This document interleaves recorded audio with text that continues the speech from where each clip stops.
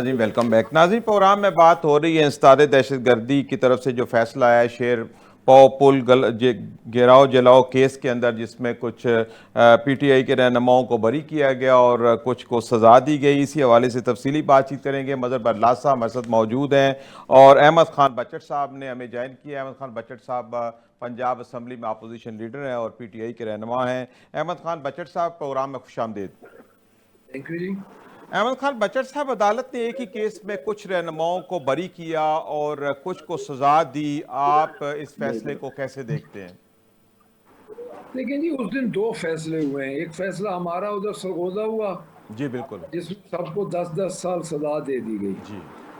और इधर जाय साहब को रहम आ गया होगा कि कोई उन्होंने बरी कर दी है और कुछ को सजा दे दी। वैसे तो कोई इस वक्त फैसलों की को समझ नहीं आ रही कि ये फैसले कहाँ से और कैसे आ रहे हैं। जी जी।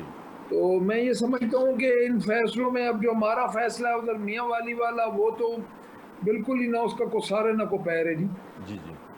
जो जाई साहब ने लिखा है उसमें सिर्फ यही लिखा हुआ है कि इनका ताल्लुक पीटीआई से है, जो कि है, और हम इनकार भी नहीं करते और करेंगे भी नहीं इंशाअल्लाह। तो आप क्या फिर इन तो इन अब इन फैसलों को आप चैलेंज करने जा रहे हैं? क्या हिकमत अमली अपनाने जा रहे हैं? जी डेफिनेटली चैलेंज करेंगे जी, इन फैसलों को जी। चैलेंज करेंगे, अदालतों में जाएंगे। अब अदालतें ही हैं जी, चाहे जो कुछ भी है, उम्मीद है या नहीं है, अब अदालतें ही हैं, उसके अलावा हम कहाँ जाएं। हम सही। कोई दहशतगर्द तो है नहीं कि हम पहाड़ों पे चढ़ के और बाकी जिंदगी उधर गुजारनी है। तो अदालतों में ही जाना है। पार्लियामेंटेरियन है, आप देख लें, leader of the opposition Punjab को इन्होंने दहशतगर्द जिस मुकदमे में मेरा एफआईआर में भी नाम नहीं है। अच्छा। तो हाँ जी, 9 माह बाद इन्होंने नाम डाला है जी, और उसके बाद आप खुद देख लें जो हाल हुआ है। आप इस केस से पहले हियरिंग में शरीक होते रहे हैं? जी मैं जाता रहा हूँ जी, मैं तो आखिरी दिन भी किया था। सही। मेरे निकलने के बाद उन्होंने फैसला, क्योंकि हम 12 बजे निकल आए थे, तो उसके बाद जाई साहब ने अचानक फैसला सुना दिया। सही है। अच्छा मलक अहमद खान बचट साहब, आप क्या समझते हैं कि आपको शफाफ ट्रायल के लिए मुकम्मल मौका दिया गया, तमाम शवाहिद लिए गए, किस बुनियाद के ऊपर ये सजा दी गई है? देखिए जी, शफाफ ट्रायल तो तब होता है जब मेरा नाम ही एफआईआर में हमारा नहीं था, और मैंने उधर ये बात की कि हम तो उधर, और जो ये कहते हैं कि साजिश, उस दिन जमान पार्क में कोई मीटिंग ही नहीं थी और उस तारीख को तो हम उधर मौजूद ही नहीं थे। मेरी तो कोई तबीयत खराब थी। सही। वही जो दो दो पुलिस वाले हैं जो उन्हीं के बेस पे ये सारा हो रहा है, को आसान है और को खालिद है हर जगह पे। और हमारा जो सरगोदे वाला केस तो और डिफरेंट है। सही। इन्हीं को ये जो जी जी। गवाहियां हैं, इन्हीं को जो गुलाम बादशाह साहब ने जाई थे, उन्होंने इक्विटल की थी, जी। उन्होंने इनको रिजेक्ट किया इन सही। सब गवाहों को। ठीक है। चलें तो मदर ये तो बरलास बड़ा साहब की तरफ चलते हैं। मलक साहब आते हैं आपके पास। मदर बरलास साहब, मलक अहमद खान बचट साहब का कहना है कि एफआईआर में मेरा नाम ही नहीं है और फैसले में मुझे सजा सुना दी गई है। क्या मदर समझते भाई, हैं क्या अस्सलाम होगा? वालेकुम सर।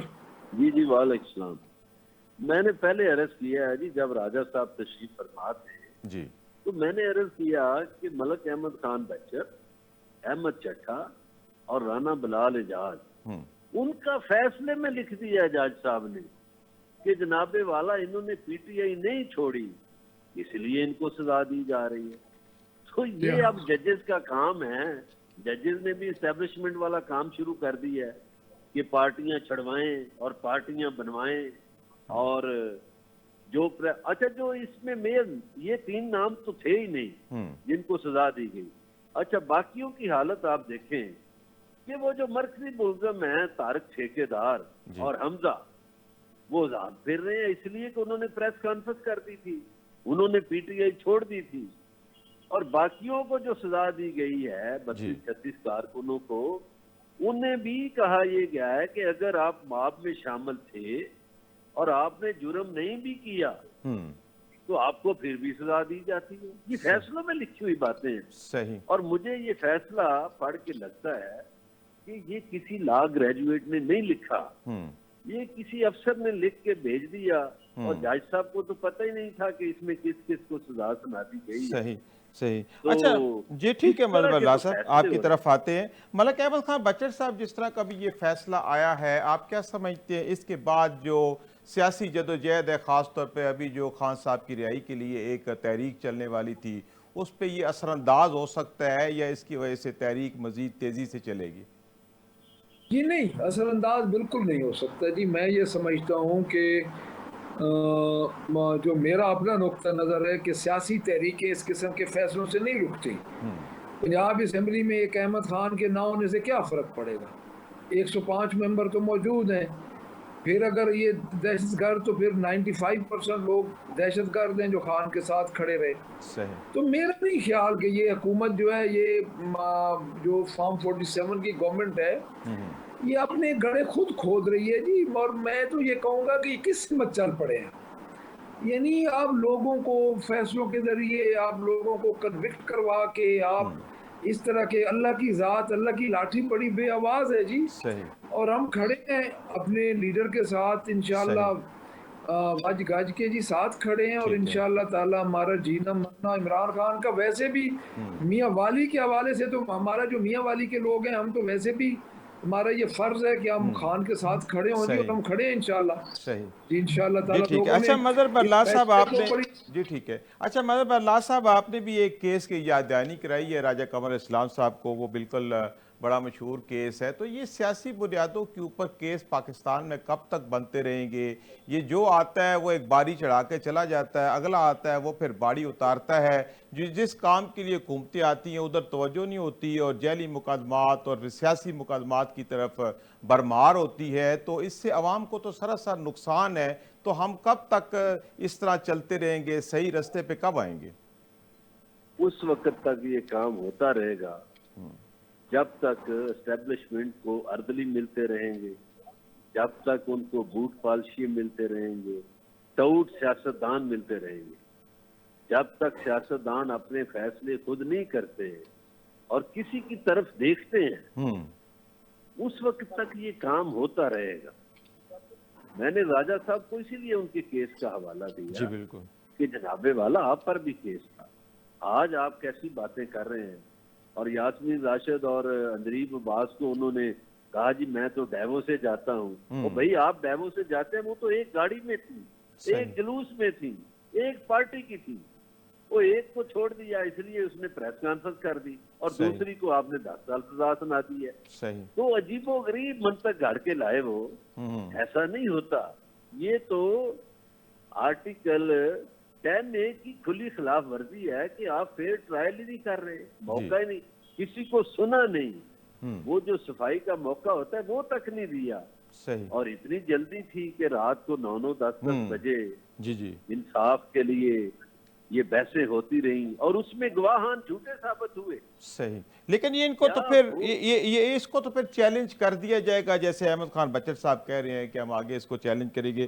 احمد خان بچٹ صاحب، مظہر برلا صاحب نے بڑی اہم بات کی ہے کہ جب سیاستدان اپنا فیصلہ خود نہیں کریں گے، خود مضبوط نہیں ہوں گے، تو اس طرح پھر ان کے بارے میں اس طرح کے فیصلے ہوتے رہیں گے. تو بات تو ٹھیک ہے کہ سیاستدان مضبوط ہوں اور ان کے جو اپنے اختیارات ہیں ان اختیارات کے اوپر خود سے عمل کریں اور اپنے وجود کو ثابت کرائیں.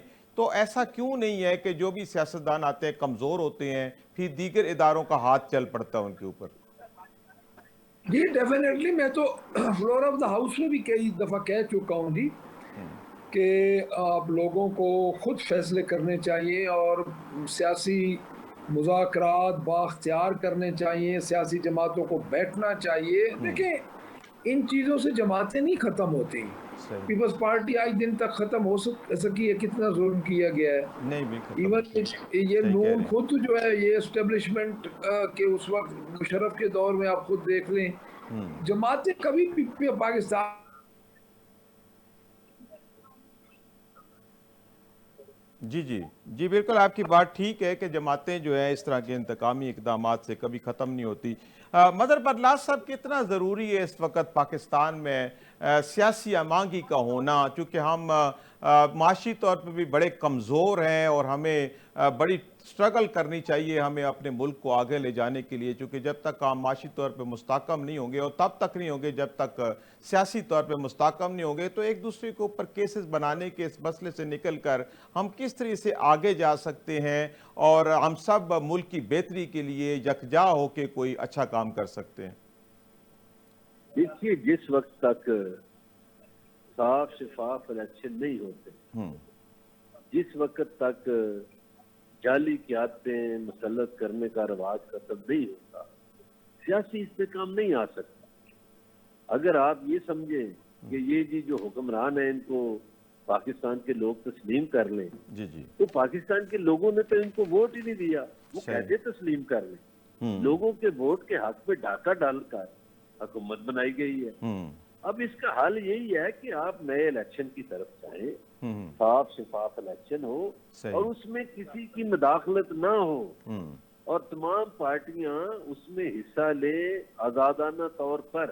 صحیح۔ یہ نہیں کہ کسی کا نشان چھین لو، ہوں کسی کے امیدواروں کو اغوا کر لو، کسی صحیح۔ کے تجویز کنندگان یا تائید کنندگان کو اغوا کر لو، اس صحیح۔ طرح نہیں۔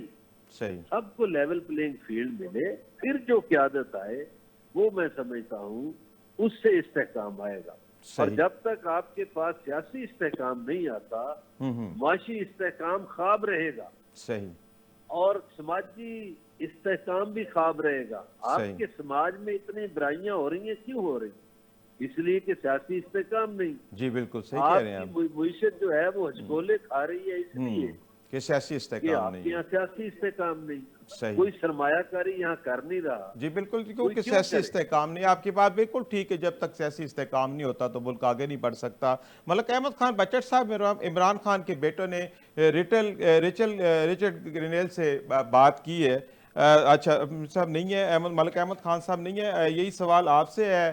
مظہر برلاس صاحب کی عمران خان کے بیٹوں کی رچرڈ گرینیل سے ملاقات ہوئی ہے، تو آپ کیا سمجھتے ہیں کہ اس طرح کی جو لابینگ ہے یہ پی ٹی آئی کے لیے کوئی سکھ کا سانس لا سکتی ہے، کوئی معاملات بہتر کرنے میں مدد مل سکتی ہے؟ یہ پہلے بچر صاحب جواب دیں گے یا میں نے؟ بچر صاحب چلے گئے ہیں، ہمارے ساتھ ہے نہیں، ان کا رابطہ اچھا۔ منقطع ہو گیا۔ دیکھیے یہ جو اوورسیز پاکستانی ہے، جی اب اس کو خوش قسمتی کہیں یا جو بھی کہیں، پی ٹی آئی والے اس کو خوش قسمتی کہیں جی کہ اوورسیز پاکستانیوں کی اکثریت جو ہے وہ عمران خان کے ساتھ وابستہ ہے۔ صحیح۔ وہ اپنے طور پر بہت کوشش کر رہے ہیں، عرصے سے کوشش کر رہے ہیں، اور اب جب عمران خان کے انسانی حقوق بھی سلب ہو گئے، قیدی کے حقوق بھی سلب ہو گئے، تو ظاہر ہے اس کے بیٹے میدان میں آئے، اور انہوں نے سب سے پہلے رچرڈ گرینیل سے اس لیے ملے کہ ٹرمپ انتظامیہ میں رچرڈ گرینیل واحد آدمی ہے جی جس نے فری عمران خان کا نعرہ صحیح۔ بڑی شدت سے لگایا، جی ٹھیک ہے۔ اور کل بھی جو اس نے تصویر ٹویٹ کی ہے جی جی وہ اپنائیت کے اظہار کے ساتھ کی ہے۔ صحیح۔ پاکستان میں انٹرنیشنل دباؤ کوئی پہلی دفعہ نہیں آئے گا، اس سے پہلے بھی آتا رہا۔ کیا لوگ بھول گئے ہیں کہ پرویز مشرف نے جو نواز شریف کو چھوڑا تھا، باہر جانے دیا تھا تو کسی انٹرنیشنل قوت کے کہنے پر، صحیح۔ پھر جب بے نظیر بھٹو اور نواز شریف پاکستان آئے تو وہ بھی کسی انٹرنیشنل قوت نے مذاکرات کروائے تھے۔ صحیح۔